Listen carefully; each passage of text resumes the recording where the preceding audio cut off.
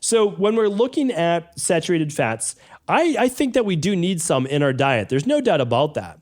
What we don't want to do is a lot of these diets, though, that give carte blanche to eating 50, 60, 70% of your diet from fat, and it's okay if it's saturated fat. We know that not only is that not good, especially if it's coming from processed meats and other items like that, that it can lead to higher levels of cancer as well. And a lot of people that are recommending these diets, it also becomes a high-fat, high-protein diet, which we know is really detrimental to your health. So a lot of people doing keto diets, or what they believe is a keto diet, it's not a keto diet at all. A keto diet should be it should be very low in protein.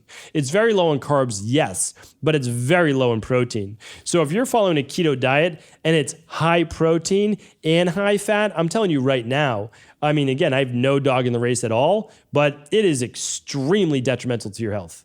They're probably, I mean, you can make an argument that it's even more detrimental than a high-fat, high-carbohydrate diet, which is definitely going to increase blood sugar levels, weight gain, etc. There's no doubt about that. But a high-fat, high-protein diet is going to cause potentially much greater risk in terms of cancer, heart disease, etc. So there isn't a good one, right?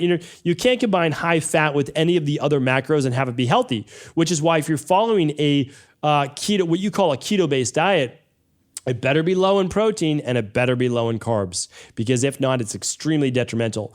And if you're following one of the more keto-based diets, just make sure that you play it safe. And that's what I'm trying to teach today, is if you're going to do that, at least err on the side of caution, because you don't know how those saturated fats are going to affect you, especially if you don't even know your ApoE genotype. So I would say if you're going to go with that type of a diet, make sure that it's high in monounsaturated fats. And that goes for all the other people promoting it, doctors out there, health practitioners. Remember, the first part of being a good doctor or health coach is do no harm.